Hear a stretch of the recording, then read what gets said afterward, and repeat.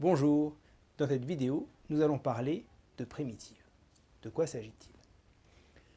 Dans les cours précédents, nous avons travaillé sur la notion de dérivée. Et nous avons vu comment passer de f à f'. En particulier, si f est une somme, un produit, une composée de fonctions que l'on sait dériver, alors on sait calculer f'. Et la question que l'on se pose tout de suite, c'est si je connais f', alors est-ce que je peux trouver f? Soyons un petit peu précis. Étant donné une fonction g, on peut chercher une fonction f telle que la dérivée de f soit égale à g. Et dans ce cas-là, on dit que f est une primitive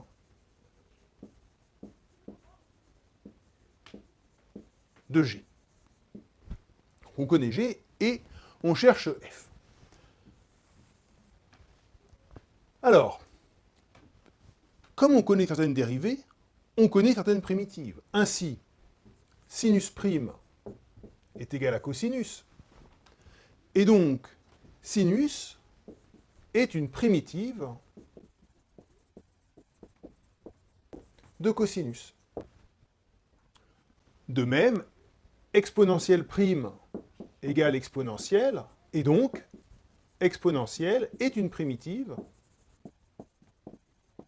de exponentielle. Ensuite, on peut regarder f de x égale x puissance n. Alors, est-ce que je peux trouver une fonction dont la dérivée est égale à x puissance n? Bien, oui, si je pose f de x égale 1 sur n plus 1 à, pour n différent de moins 1, x puissance n plus 1, alors f' de x est égal à g de x, c'est-à-dire x puissance n. Et pour n égale moins 1, la fonction qui a x associe 1 sur x. Si g de x est égal à 1 sur x avec x positif pour x positif, alors si je regarde log prime, eh bien log prime c'est justement g. Donc logarithme est une primitive de g.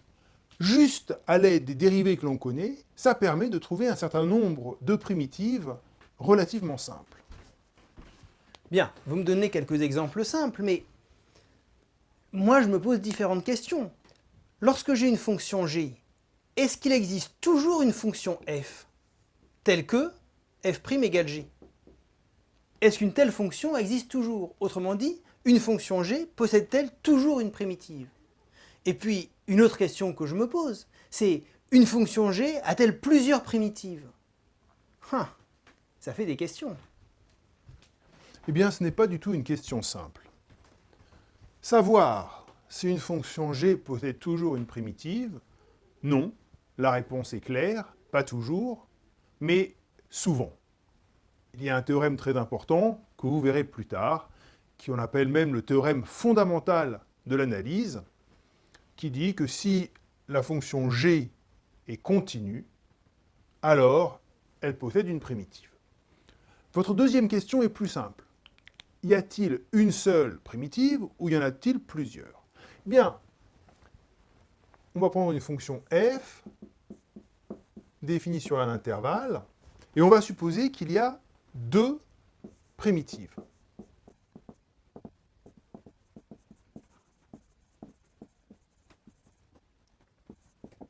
Pouvez-vous trouver un lien entre grand F1 et grand F2? Eh bien, comme f1 et f2 sont des primitives, je peux les dériver évidemment.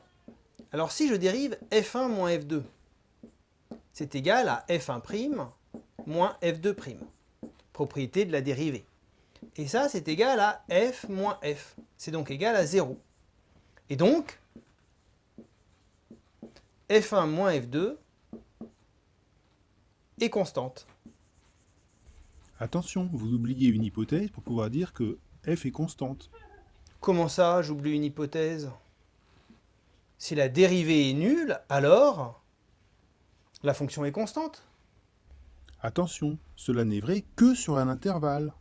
N'oubliez pas. Ah oui. Par exemple, une fonction qui est comme ça,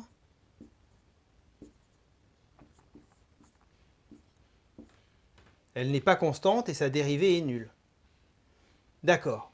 C'est pour ça qu'il est très important de bien préciser que l'on se place sur un intervalle. Si on a deux primitives de f sur un intervalle, alors leur différence est constante. Est-ce que vous pourriez étudier la réciproque? Soit f une primitive de petit f sur A, k une constante réelle, hein, eh bien f plus k est une primitive de petit f. En effet, f plus k prime, c'est égal à f prime plus k prime. Or, comme k est une constante, k prime est égal à 0. Et donc, c'est égal à f prime plus 0. Et f prime, c'est petit f.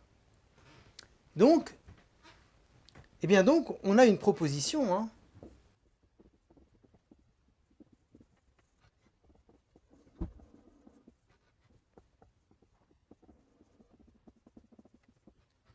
Si on a une fonction f qui est définie sur un intervalle, et grand F une primitive de petit f, alors l'ensemble des primitives de petit f, c'est l'ensemble des grands F plus k.